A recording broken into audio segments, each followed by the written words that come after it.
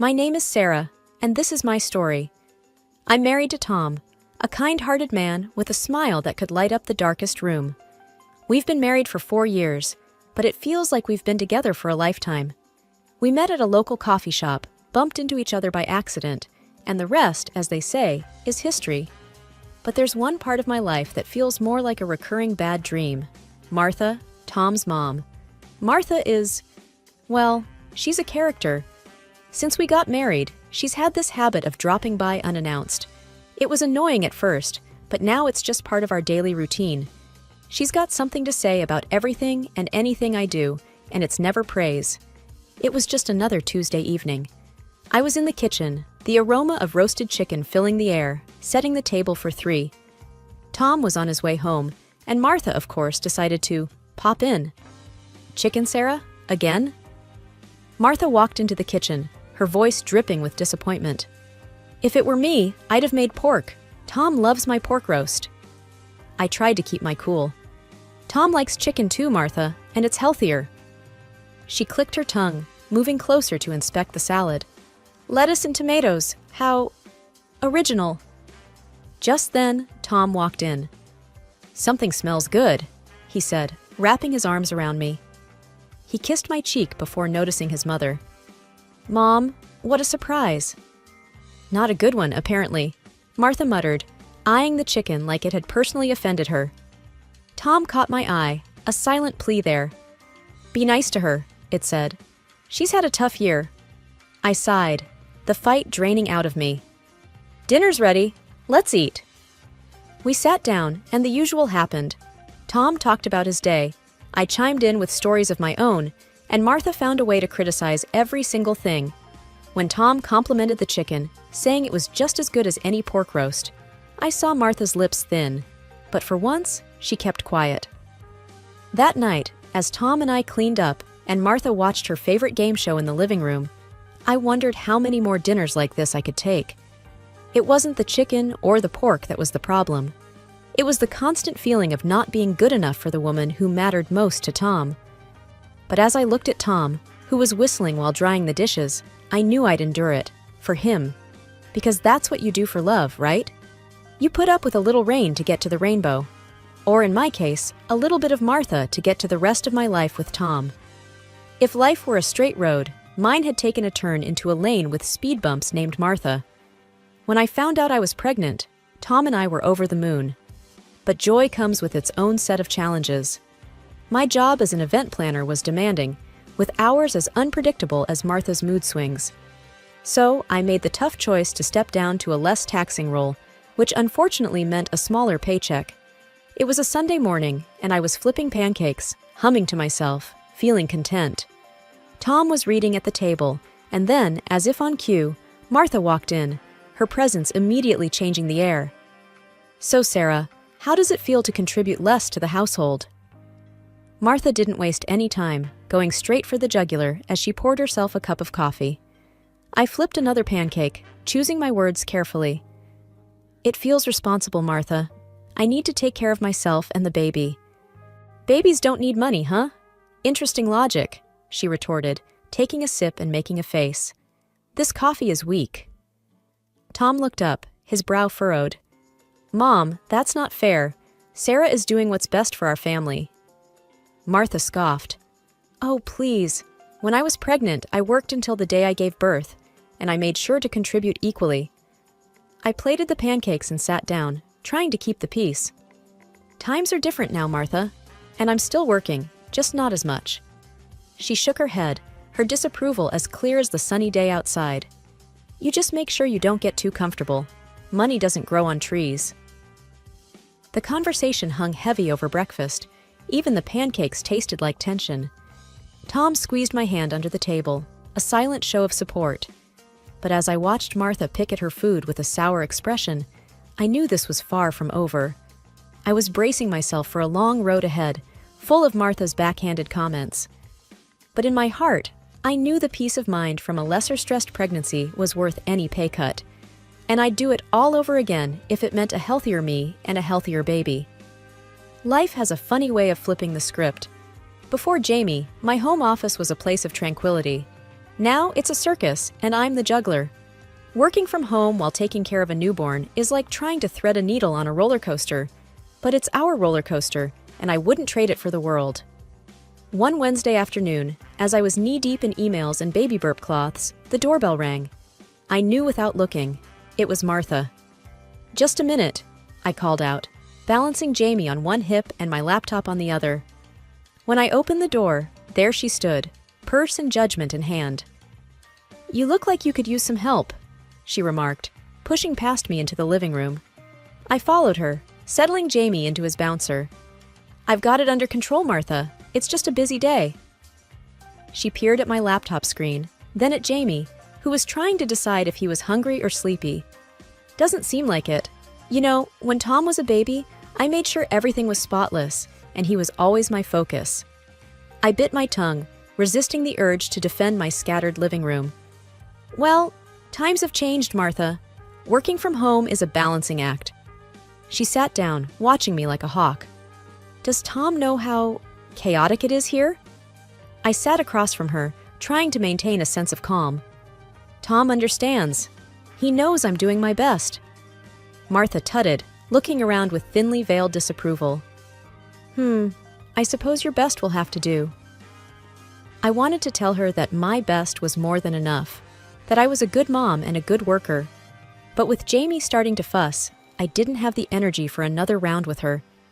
As she left, Martha's parting words were, "Remember, Sarah, a mother's place is with her child, not with her work." I closed the door gently, leaning against it for a moment. Her words stung, but as I picked up Jamie and he smiled, all gums and drool, I knew I was doing all right. Work can wait. These moments with Jamie cannot. And if that means my living room is a bit messy, so be it. It's our mess, and it's perfect.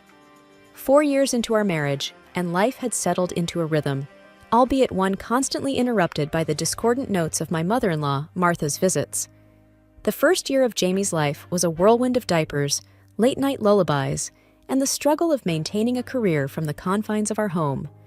Now, as I stepped back into the professional arena, my heart ached with the separation from my little boy, but also fluttered with the excitement of reclaiming a piece of my identity. The office was just as I remembered, yet everything felt different. Colleagues welcomed me back with smiles and gentle inquiries about Jamie. My desk, once a shrine to efficiency, now also housed a colorful array of drawings and a photo of Jamie's toothless grin. Each email I sent was punctuated by thoughts of him, each project plan a reminder of the plans I had for his future. Arriving home that evening felt like crossing a finish line. I was greeted by the music of Jamie's giggles as Tom, ever the doting father, flew him around the living room like an airplane. They were in their own world, and for a moment, I was an outsider looking in. It was a pang of jealousy only a mother returning to work could understand. Before I could even kick off my shoes, the door swung open and Martha made her entrance. "Sarah, back to work, I see. And Jamie?" she asked, her tone laced with accusation. "He's been at daycare, and he's doing great," I said, trying to keep my voice light as I took Jamie into my arms. She raised an eyebrow, a silent judgment I knew all too well. "Daycare? At his age? I never would have." Tom intervened. "Mom, the world's different now. We're doing what's right for our family." Martha huffed, moving to the kitchen. "Well, I hope you know what you're doing." The conversation hung in the air, a stalemate of generational differences. Tom and I exchanged a weary look. This was our normal, a delicate dance of defending our choices. Dinner was a quiet affair, Jamie's high chair an island of cheer in a sea of unspoken tensions.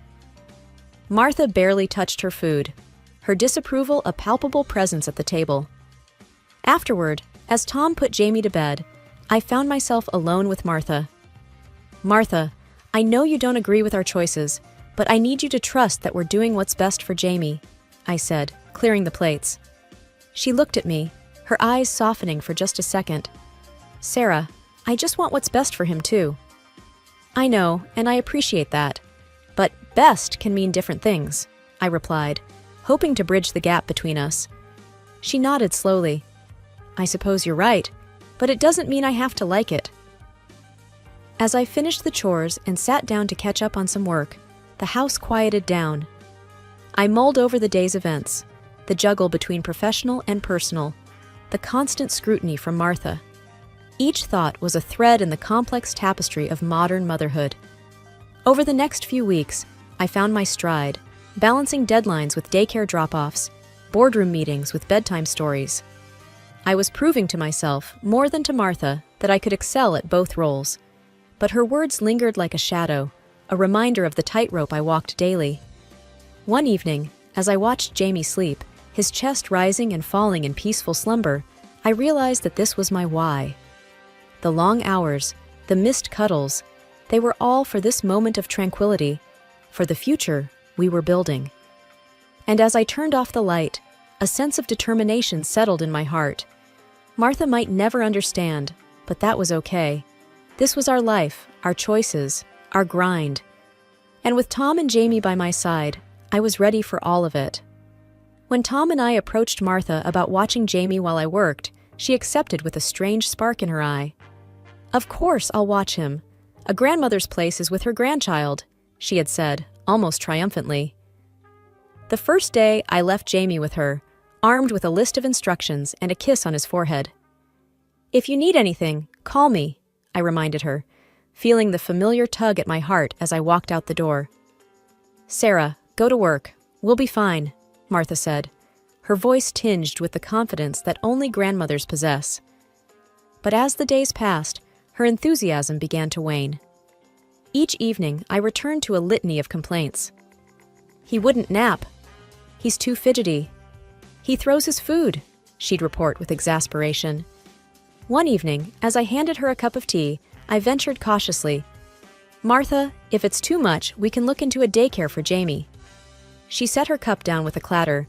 "No, I don't trust those places. I'll watch him." "But you seem so tired, and I hate seeing you like this," I replied, concern lacing my words. Martha's eyes met mine, stubborn as ever. "I said no, Sarah. I'm his grandmother. It's my job to endure. And who better to look after him than family?" Her refusal was a familiar dance, one where my suggestions were met with resistance, my concerns with cold rebuttals. "Okay, Martha, if that's what you want," I acquiesced, knowing that arguing was futile. Each morning, I left Jamie in her care, my heart squeezed tight with worry. Each evening, I returned to find Martha a little more worn, a little less patient, but always insistent that she would continue caring for him. Her resilience was as admirable as it was frustrating. I watched her pour her love into Jamie, even as it drained her, and I was left in a constant state of gratitude and guilt. Tom and I would talk after Jamie's bedtime, turning over options in quiet conversation, but we always circled back to Martha's steadfast refusal to let anyone else take over. Just when I thought we had settled into our new normal with Martha looking after Jamie, the unthinkable happened. I was in the middle of a work presentation when my cell phone buzzed incessantly in my pocket. Excusing myself, I stepped out to see Martha's number on the screen. "Martha, I'm at work. Is everything okay?" I answered, my voice tight with concern. "Sarah, I can't do this today. You need to come and get Jamie. Now." Martha's voice was terse, frazzled. I felt a surge of anxiety. "What's wrong? Is Jamie all right?" "He's fine, but I'm not. I need you to come. I can't handle this," she insisted. Panic knotted my stomach. "I can't just leave work at a moment's notice, Martha. Can it wait until my lunch break?" There was a pause, and then, "You'll regret not coming," she said ominously, and hung up. My heart raced. I called back, no answer. I called the daycare to see if they could take Jamie last minute. They could, but I needed to drop him off. I rushed back to my presentation, my mind far from work. An hour later, as soon as I could, I hurried to my car, calling Martha again. Still no answer. Then, a call from an unknown number stopped me dead in my tracks. "Mrs. Thomas? This is Officer Daniels. We have Jamie here at the police station. A woman brought him in, said she couldn't care for him anymore." My breath caught in my throat. "I'll be right there." I sped to the station, thoughts whirling in chaos. Tom met me there, his face pale with worry. "Mr. and Mrs. Thomas?" The officer greeted us. "Your son is safe. The woman, she said she was the grandmother, left him here. She claimed she was feeling unwell." Relief flooded me at the sight of Jamie in the officer's arms, unharmed. "Thank you," I managed to say, taking Jamie into my embrace. Tom and I exchanged a look, the same question in our eyes. What do we do about Martha? We found her at home, sitting on the sofa, flipping through a magazine. "Mom, what happened? Why did you leave Jamie at the police station?" Tom's voice was a mix of anger and disbelief. Martha looked up, unfazed. "I told Sarah I couldn't do it. I wasn't feeling well, and I needed rest." "But you left our son with the police," I exclaimed, still holding Jamie tightly. She shrugged. "I knew they'd find you. I just needed some peace and quiet." Tom ran his hands through his hair, frustration etched on his face. "You can't just abandon a child, Mom, especially not your grandson." Martha sighed, a theatrical display of exhaustion. "Well, I told you I needed you to come, Sarah. You should have come." The implication that this was my fault stung, and I realized then that Martha's manipulations knew no bounds. This wasn't just about her being tired or ill, it was about control. As we put Jamie to bed that night, his small frame snuggled between us. The severity of Martha's actions sank in. This was a breach of trust that couldn't be mended with apologies or excuses. We had to protect our little family, and unfortunately, that meant setting boundaries with Martha. She had taken her opposition to me too far, and we couldn't risk Jamie's safety on her whims. The morning after the police station incident, our house was steeped in a heavy silence. Tom and I sat at the kitchen table, cups of coffee untouched, while Jamie played with his toys on the floor, blissfully unaware of the storm brewing around him. "We need to talk to her, Tom. What she did." I started, the anger from the night before simmering in my voice. Tom nodded, his face grim. "I know. I'll call her." He dialed Martha's number, and I could hear the faint sound of a ringtone from the living room where she slept. There was a click, and then her voice. "Tom, what is it?" "Mom, why didn't you tell us you were feeling unwell before taking Jamie to the police?" Tom's voice was steady, but I could hear the underlying strain. There was a pause on the other end.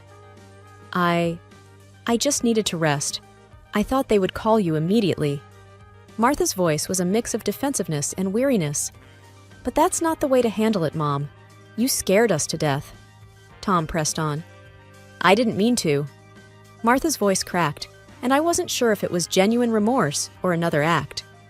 Tom sighed. "We're going to see what the officers at the station say. They mentioned there was a recording." Martha was silent again, and then, "Fine. Do what you need to do." The call ended, and Tom and I got ready to go to the station. We needed answers. At the station, Officer Daniels greeted us. "We have the footage from when she brought Jamie in. You should see this." We braced ourselves as the officer played the video. There was Martha, looking calm and collected as she handed Jamie over to the officer. Her voice was clear, devoid of distress. "I can't do this anymore. He's the grandson." My heart sank. There was no sign of the sick, distressed grandmother she had claimed to be. "We need a copy of this," Tom said, his voice hard. Back home, Martha was pacing the living room. When we walked in, she turned to us, a question in her eyes. "We saw the footage, Martha," I said, my voice cold. "You weren't sick. You weren't in distress. You lied." Martha's face fell, and then, unexpectedly, she sat down, her shoulders slumping. I couldn't handle it.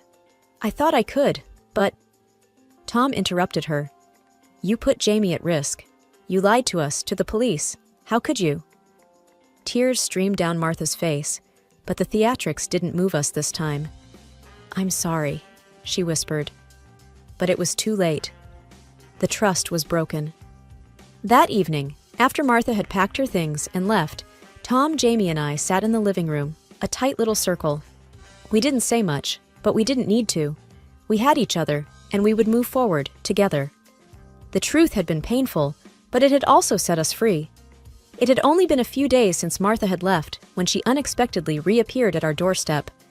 As if the incident had never occurred, she stood there with a smile, offering to watch Jamie. "Martha, what are you doing here?" I asked, my voice steady despite the turmoil inside.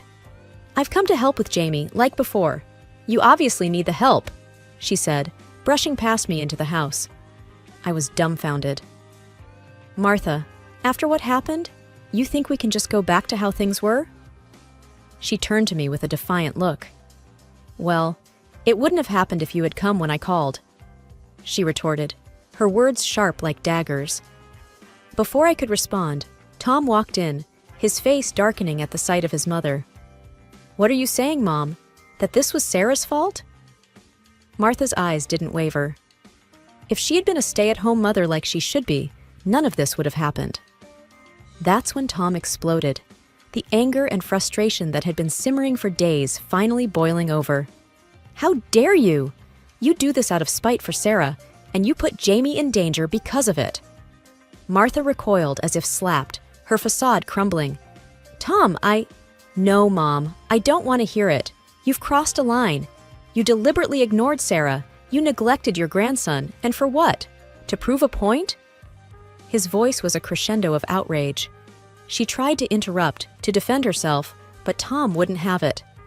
"I can't trust you anymore, Mom. I don't want you here.